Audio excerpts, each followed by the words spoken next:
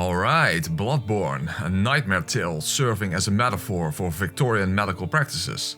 So no wonder that many of its items are based on surgical instruments, or are related to surgery and dissection. One of which might be one you've never even heard of. An instrument known as a Listerizer, used by and named after Joseph Lister, which would spray a vapor of carbolic acid in the belief that this would disinfect the air in a surgical theater. But in the end would turn out to be a hindrance, as it would irritate the eyes of the surgeons and nurses involved. Oh, fair maiden, why is it that you weep? This device was the basis for Bloodborne's Rosmarinus, the arcane spraying cousin to the Flamesprayer, used by high-ranking members of the Healing Church. You can even hear the heavenly arias reverberate through the air when it's blessed by the sacred mist. If there was any doubt about the medical metaphor of Bloodborne's story, then this weapon is quite literally the smoking gun that hints in that direction. However, it is unfortunately an item acquired late in the game's progression, but that's no problem for those with knowledge of the most sacred of arcane hunter tools, known as, save editor. So that did make me wonder, what would it be like to go through the game using the Rosmarinus as your only form of attack? It's pure arcane damage after all, which is a very situational damage type, which many beast-type enemies, as well as kin and great ones, are highly resistant to. Now, at least it has an S scaling in arcane, but you cannot apply any blood gems to it, and unlike the Flamesprayer, its damage output cannot be boosted by oil urns. And of course, you are completely dependent on a limited supply of quicksilver bullets in order to inflict any damage at all. Smoking or non-smoking, we are proud to offer both. And expected from such a high-end device, it is a bit of a gas guzzler.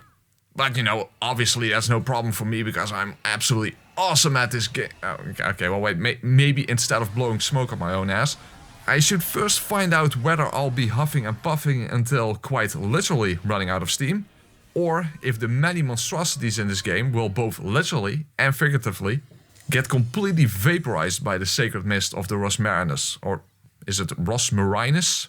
Rosmarinus? Well, it's from a church, so maybe it's like, oh, those Rosmarinus, or something, I don't know. Let's just say that this is Bloodborne arcane sprayer only. So, let us climb the stage again this night, cause the dream seems still alive, when the smoke is going down.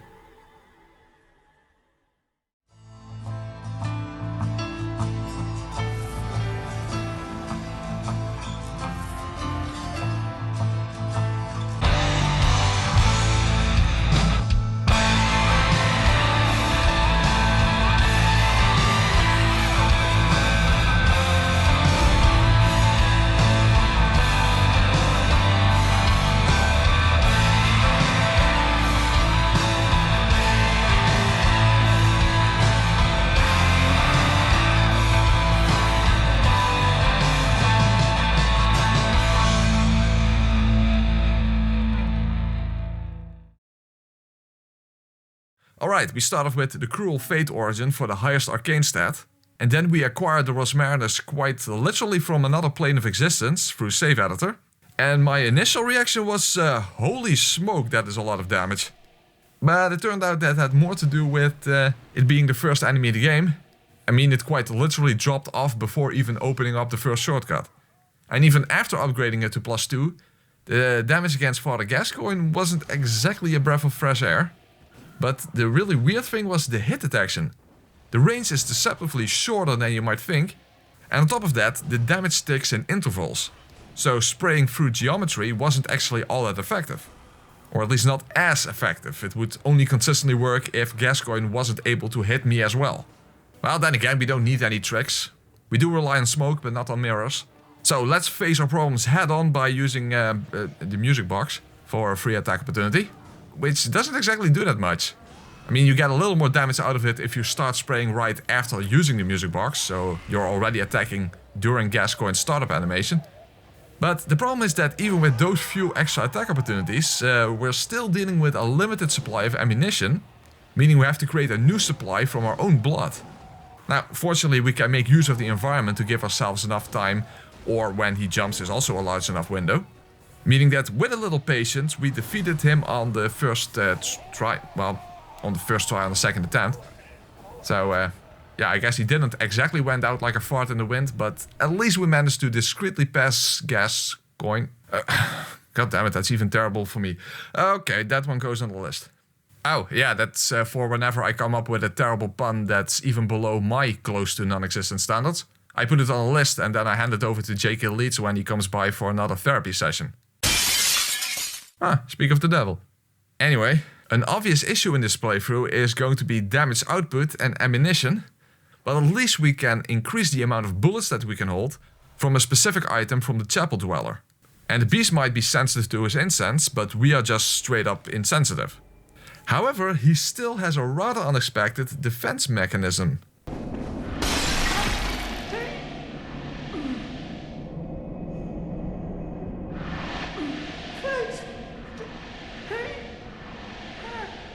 I guess this is where the expression "say it, don't spray it" comes from. Now unfortunately we cannot even use this until after defeating the witches, so we better get as much damage out of our weapon through levels and of course bloodstone shards to upgrade to +3. So first let's get the ones that drop from the scurrying beast. Son of a bitch. Hoera, hoera, ik word beschoten door Jure. So I actually made sure to pick up the rifle spear and the charred hunter set, and basically anything else I could pick up in order to sell it, so that I could dump enough levels into arcane, including purchasing Gascoigne set with insight. And although you might say that wearing it would be appropriate for a gas-related run, but you know, at least I'm wearing a mouth covering to prevent damage taken from secondhand smoke. But unfortunately, the Bloodstarved Beast doesn't even take that much damage from first-hand smoke. And at 25 arcane at +3, you already notice that you've reached a soft cap, which I actually almost forgot to even include in the video, but fortunately I was keeping notes. Unfortunately, that meant putting my controller on my lap, accidentally blocking the left trigger, which meant wasting all of my valuable bullets. Yeah. And no, that's not a joke, that actually happened. Now fortunately we can pick up a few free ones along the way to... Are you serious right now? And I'm even poisoned. And I need all my blood vials for both ammo and healing. So let's go back to the lantern. And better make it quick. I should think you still have to. Jura, shut the fuck. So, we're all set to take on the Bloodstarved Beast. And despite its resistances, we do have a counterpart tail. What the hell? I mean a trick up our sleeves. What the hell? Is someone messing with my script? God damn it. So, the trick up our sleeves is to use our cocktail, specifically on the wall in the corner of the arena, to get safe damage opportunities while the BSB is distracted. Well, safe-ish, because it doesn't last that long. And on top of that, the smoke actually blocks your vision, meaning that the boss can suddenly emerge out of the mist while already in an attack animation. So you definitely cannot get greedy here. However, even after using every single blood cocktail in our inventory, we've only barely made it through the first phase of the fight. That's how low our damage is. And well, as I mentioned about the mist blocking your vision, so now we really have to pick the right opportunities, like after the slow swipe or the double swipe. And make sure to spray in short bursts. So that way we should be able to play it safely and... what the hell, I got hit through a wall? In a From Software game? Wow, talk about not seeing something coming. However, other than from just getting hit, during the third phase, the boss is using our own tactics against us by spraying a deadly mist of its own. And despite the mouth covering of the hunter set, it actually has extremely low poison resistance. Meaning that Gascoigne set would actually have been the better choice after all. In fact, I even ran out of antidotes. And also almost out of blood vials, which I had been using for bullets. And speaking of bullets, I also only had a few regular ones left. So I had to go and pick up this set of antidotes hidden all the way in the back of the church. But the problem with that is that when you've used all the ones you've had in your quick bar, any new ones you pick up simply go into your inventory instead. So then you have to manage to survive somehow while pretty much running on fumes.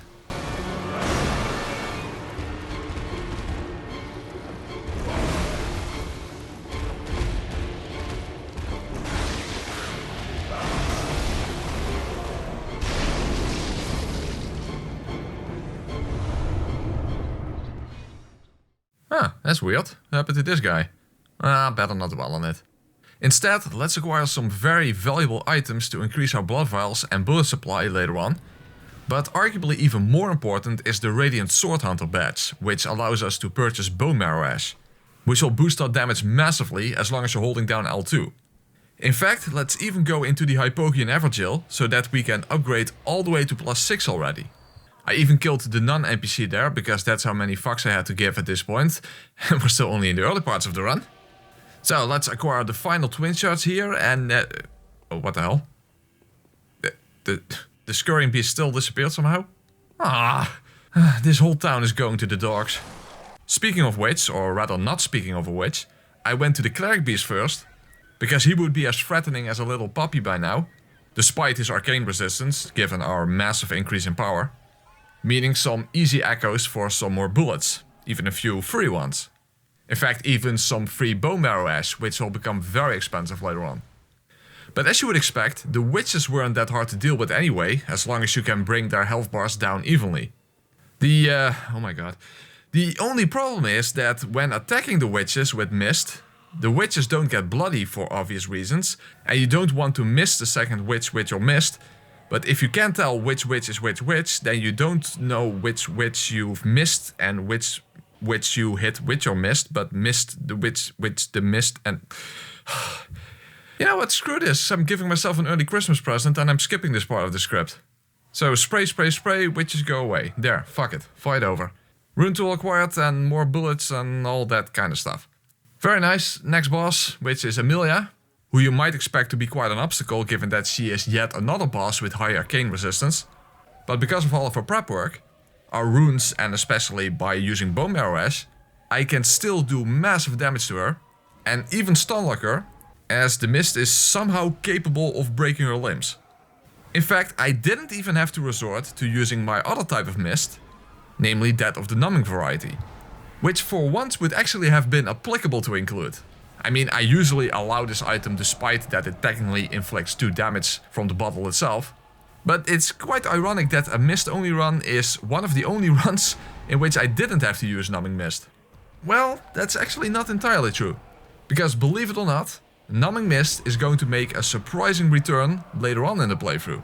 Even though you would think that it's not even usable outside of Amelia and PvP. Regardless, keep that in mind for later.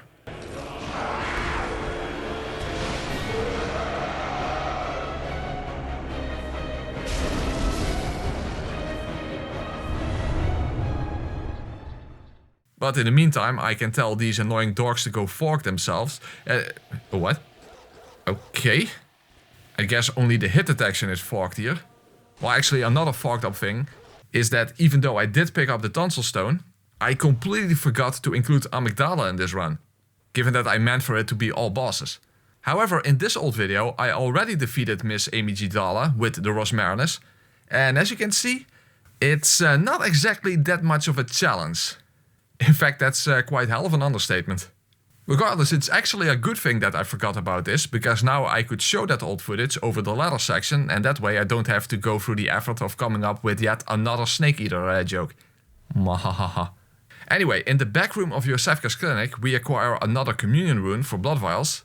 And given that there's a lot of valuable stuff in Canehurst, I of course pick up the summons. And on a side note, I actually noticed something, given that the sound on my headphones was actually way louder than it should have been. But have you ever noticed the sound that the alienated real Yosefka makes?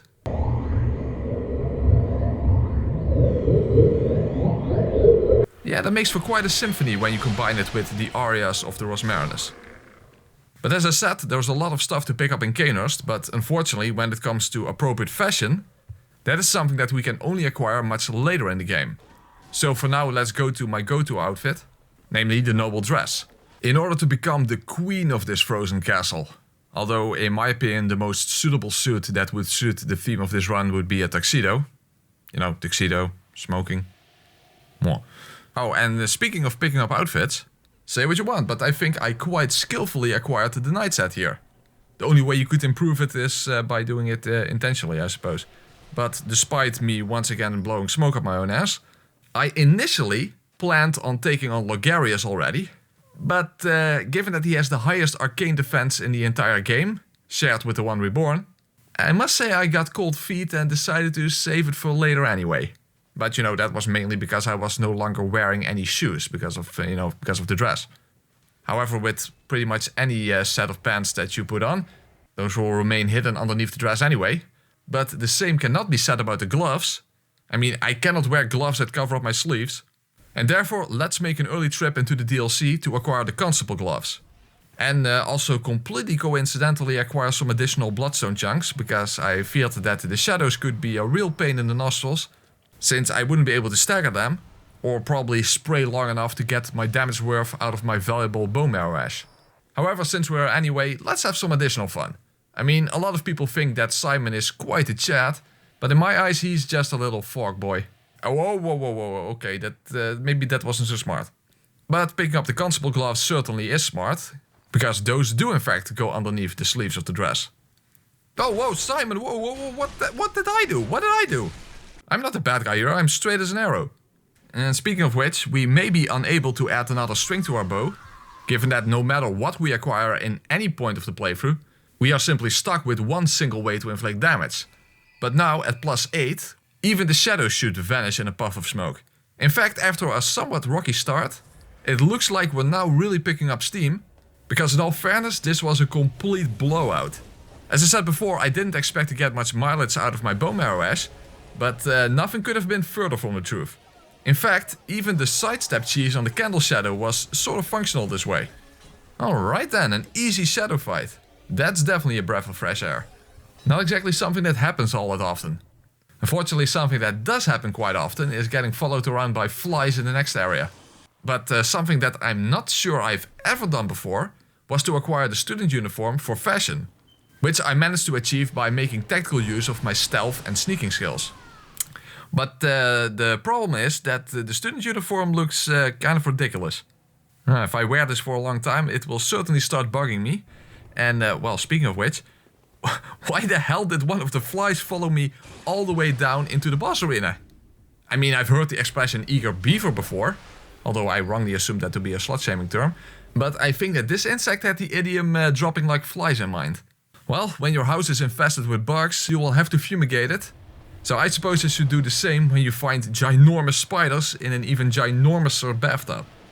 And just like my stealth tactics from before, I used my tremendous spacing expertise and ability to predict incoming spider attacks from, well, off screen, which to the untrained eye of course could be mistaken for good RNG, mixed together with a healthy dose of pure goddamn luck. Smoke on the water, smoke on the water. Nah, it wasn't luck, I'm simply the king. And therefore, I should have a gift for the queen. I mean, if the ragdoll physics in this game could just... God damn it. If it could just work along. Okay, so you cannot exactly make a beeline with one of these flies, but it is the thought that counts. So with the queen in sight, we could get into the C-section, into the next section of the game. And it is a location in which we're going to encounter what was, for me at least, an obstacle that I had not anticipated. Because it rarely is one. Especially given that we can upgrade to +9. But that means very little when you're dealing with a... when you're dealing with a goddamn dog apparently. But yeah, as I mentioned before, together with Logarius, the One Reborn has the highest arcane defense in the entire game. So this weapon is absolute trash against... what the hell? Did I just take damage from the summoning wave of the Bell Maiden? I'm not sure I've ever seen that before. Apparently that has a hitbox. Huh. God damn it, I look ridiculous, a freaking Marvin the Martian looking motherfricker. Well, not a lore moment maybe, this is what Ludwig meant by his hunters being honorable Spartans or something. But yeah, as I was saying, the One Reborn was an unexpected obstacle. Now, wasting bullets on the Bell Maidens didn't seem like much of an issue, because there's a set of free bullets in the arena itself. However, my usual approach, which is to get an initial stagger on the entrails and then break each limb in succession, that didn't work out this time. In fact, staggering him at all took way more effort than expected. And when that's the case, this boss doesn't merely look like a complete mess, but the fight itself turns into one as well. Yeah, damn it, and now I don't even have those extra bullets from the arena itself. So now I definitely have to make every blood vial really count. Oh, come on! Now I actually have to go back to the lantern. Oh my god. Well, let's be a little more careful this time.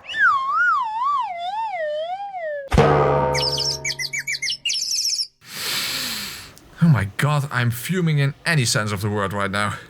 But the thing is that breaking limbs wasn't going to be feasible, so instead I chose to focus on the entrails, since that's the boss's true weak point. And if you position yourself behind that little leg that kicks around, with a bit of luck you can get at least a decent amount of damage in, before you are forced to move away again. Although to be fair, it is hard to do this with any kind of consistency. But what did happen with way too much consistency was taking little bits of damage here and there from the boss's chaotic attacks, which, even if survivable, would lower my blood vial supply and therefore increase the danger of running out of ammunition. Not to mention the danger of getting stuck against a wall. In fact, throughout the fight I was forced to flee back upstairs and make a trip around the area to approach the boss from the other side. Not once, but twice. And in a way that was a good thing, because it turned out that one of the Bell Maidens dropped a pair of bullets that I hadn't noticed. Regardless, my blood vial supply was getting lower and lower. So, would I even be able to deal enough damage? And would I be able to prevent taking a lethal amount of damage in the process, in order to turn this skeletal squalid stockpile of stupendous size into a steaming pile of smoked ribs?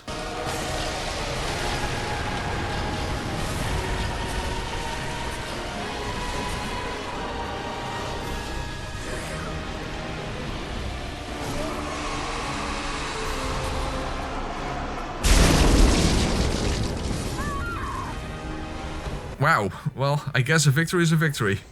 But getting submerged in the most putrid puke imaginable, to the point of drowning, pretty neatly sums up the experience of fighting the One Reborn with pure arcane damage. Yeah, dying in puke. Puke, puke. What a weird word, by the way, puke. Puke, puke.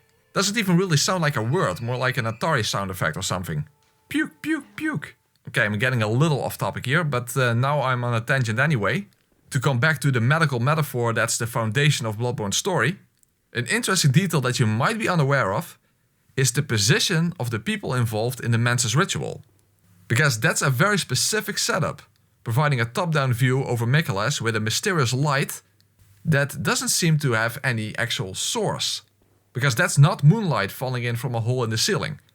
There is no hole in the ceiling, and there is no light source.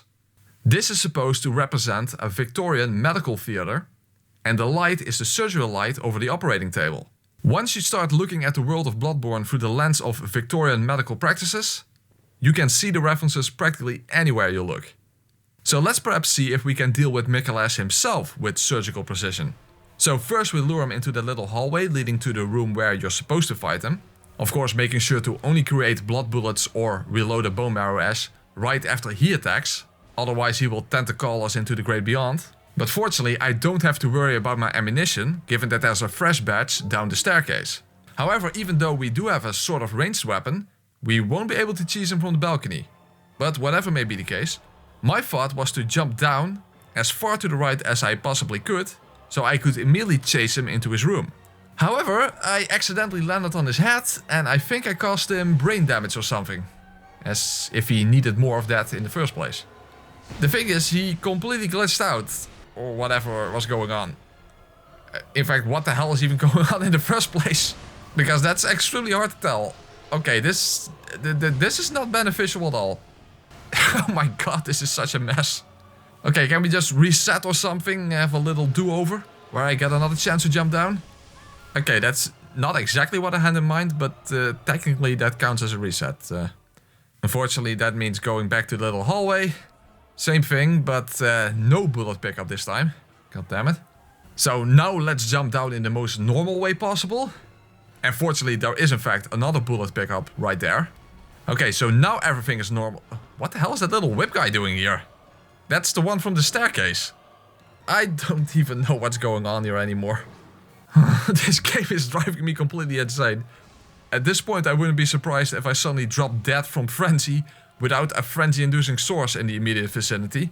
Because I think that inhaling all these toxic fumes have given me permanent brain damage. As if I needed more of that. Is 2023 over already? Jesus, Merry fucking Christmas.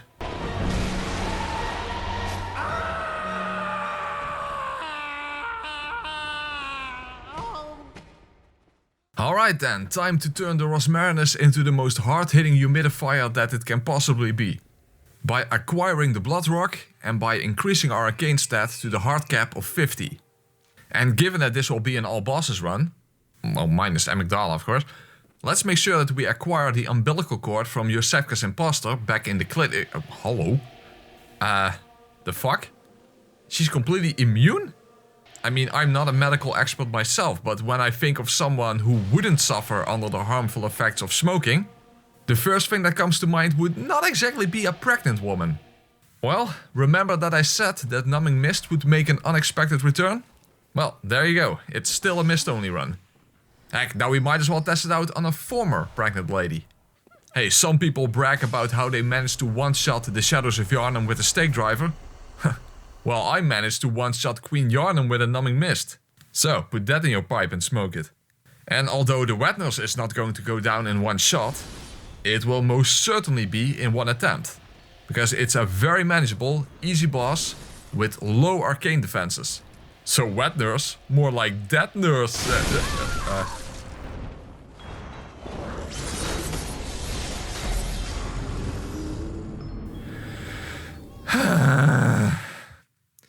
Oh well, there we go again.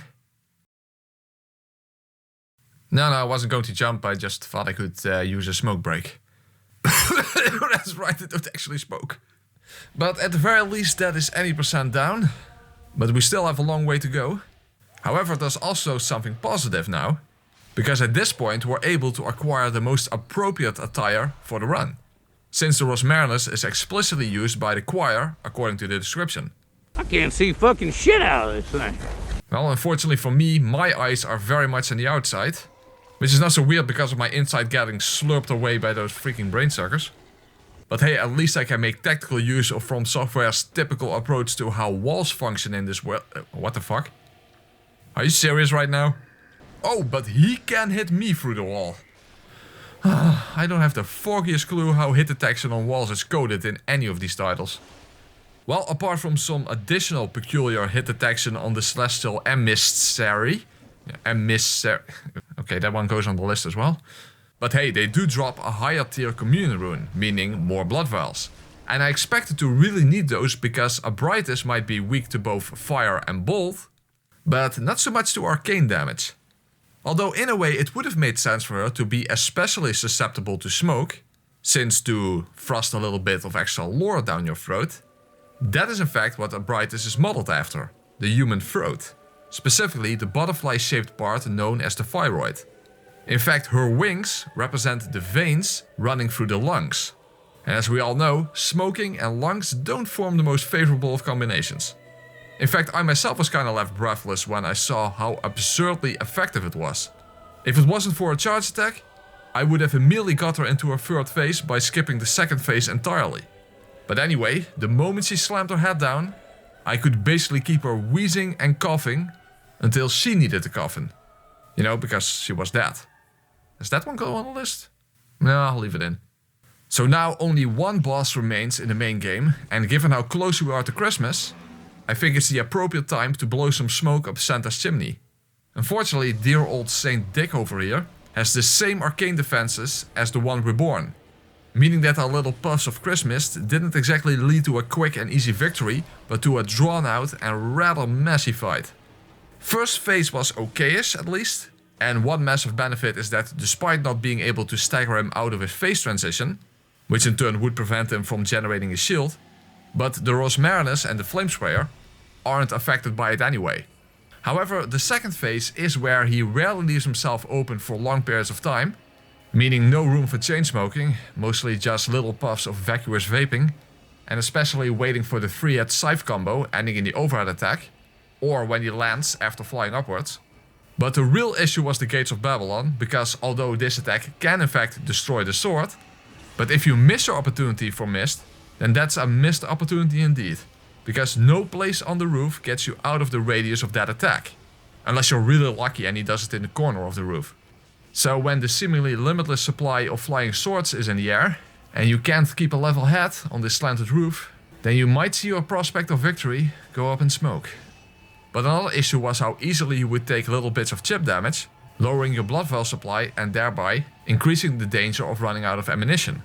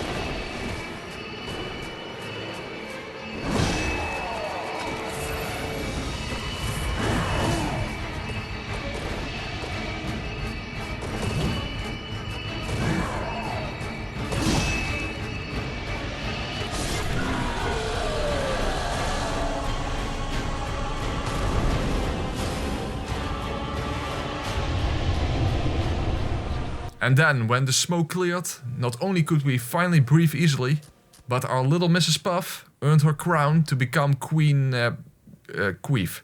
Or now we could queef on the Queen. Either or. But now, the time had come for the DLC gauntlet of the most hard-hitting high health pool horrors in the entire game. Well, at least that is what I thought, but contrary to Ligarius, Ludwig actually wasn't so bad.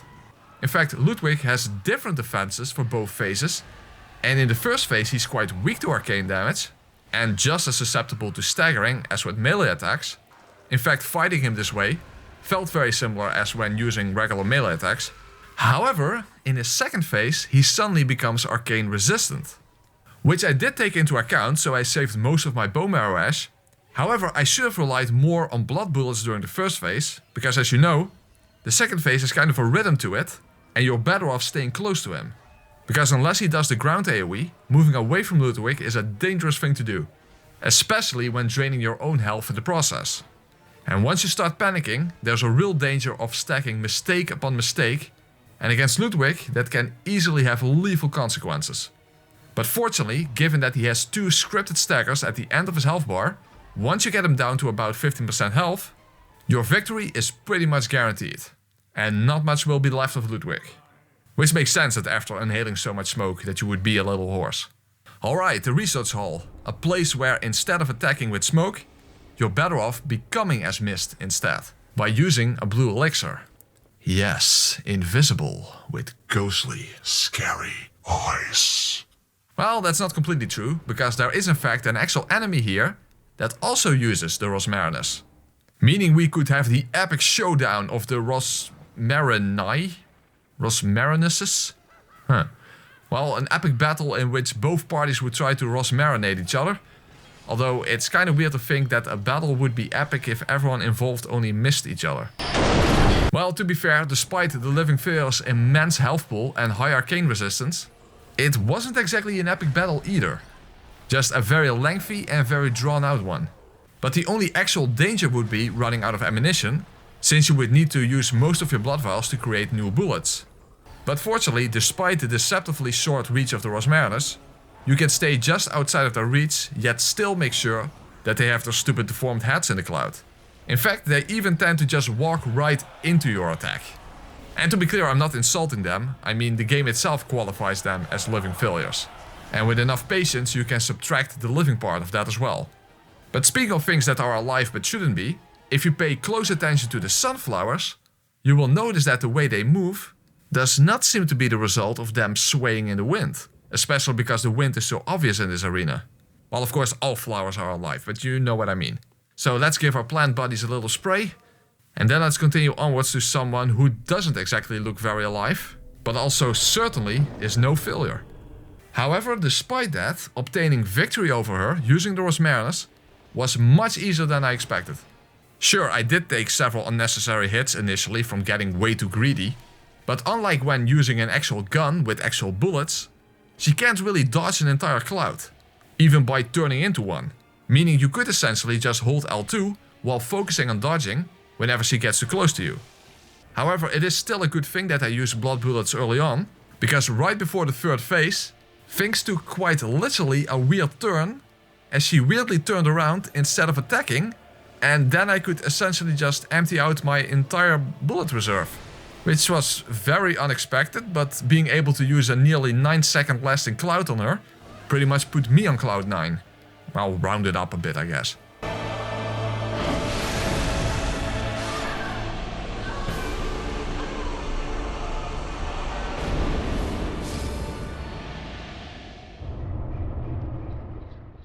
But whatever may be the case, now we are nearing the final sections of the game. And the funny thing is that only now I discovered that you can actually break stuff with the Rosmarinus Mist. Which is great for one of those days when you don't want to wake up.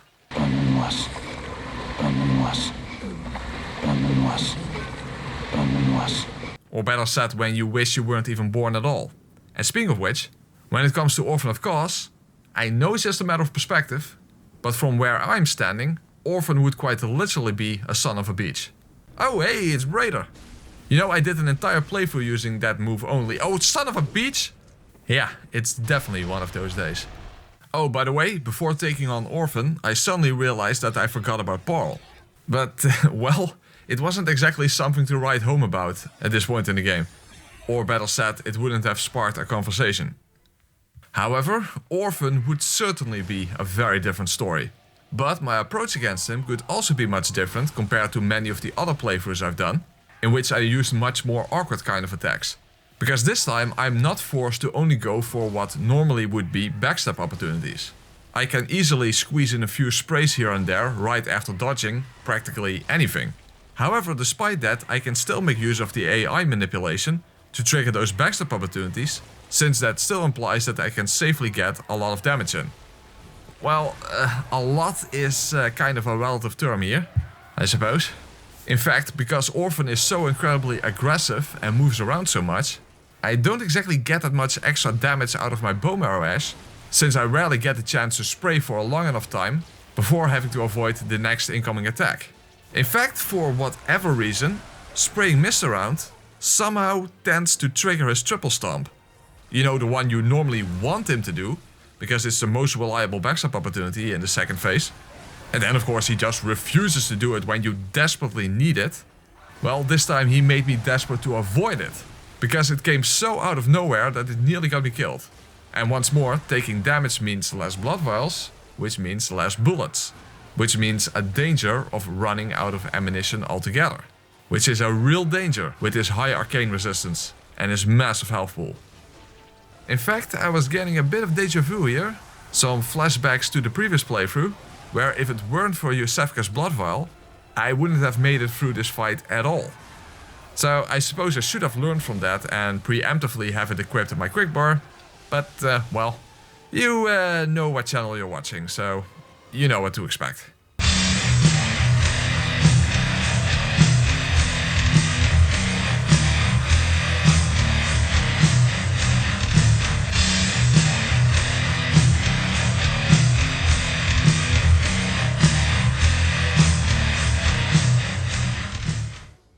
Okay then, so the only fight left in the DLC was against Lawrence. And by the way, I noticed that Simon was still alive and, well, not kicking, but at least standing there, menacingly. So in a way, me being a dick against him has quite literally saved his life. Which just goes to show that I'm not a bad guy after all. However, whether I would be alive and standing after facing Lawrence would be a different matter. I mean, it's obviously better to face him with a Rosmarinus than a Flamesprayer, for obvious reasons, but he still has an arcane defense of 200, and of course a massive amount of HP. However, it was actually way more manageable than expected. The main issue was that I prefer to not use lock-on in this fight, or better said to only use it at very specific moments, but when not using melee attacks you almost instinctively lock onto your target, which can easily lead to camera problems, and also makes it even harder to aim for his limbs, at least specific ones. Well, in all fairness, I still could hardly tell which part of his body I was actually hitting at basically any point. However, I definitely was a little on edge when making blood bullets halfway through the fight because of the Superman jump that he could do. Because that could easily be lethal if I couldn't heal in time after making a set of blood bullets.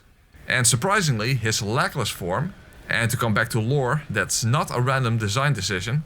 That's a direct reference to the missing legs of Lawrence's dissected corpse on the surgery altar, which is also the reason why he grabs the top of his head in the cutscene before the fight begins.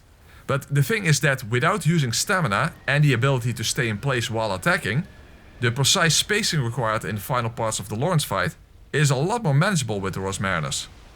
Not to mention how you can keep spraying for a long time, or even while he is crawling around you. In fact, when the smoke cleared, I still had 3 bone marrow ash left. So now we're near the end of the run. Apart from some very specific obstacles, beating Bloodborne with the Rosmarinus is arguably one of the easier runs that I've done.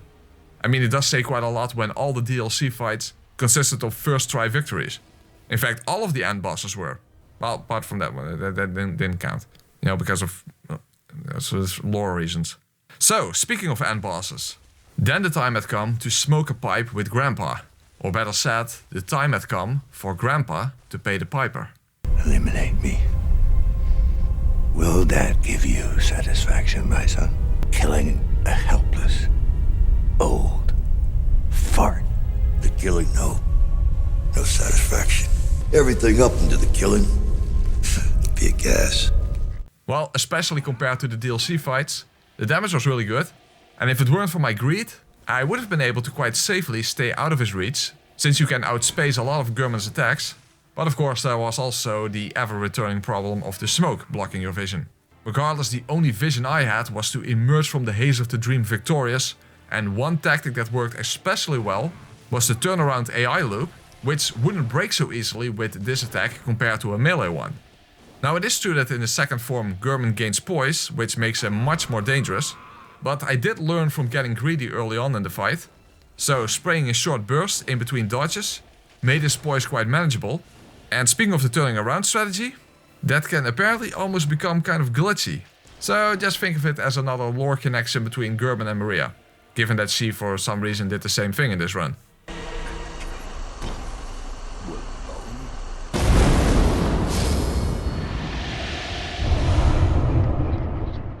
But of course, at the very end, like usual, we don't exactly get to the most challenging fight to end the game with, as the moon presence is often a bit of a facepalm moment. Which is a shame because visually, as well as mechanically in a way at least, it is a pretty interesting encounter. But in practice you can just power your way through this fight. Now I did almost miss the best opportunity to counterattack, because I had to heal and make blood bullets during the giant life drain attack. However, then I immediately got a stagger afterwards. And the second time around I didn't even need to heal, nor did she get the chance to block my healing when her own smoke was floating down. No, far from it. When the smoke was coming down, I was the only one still standing.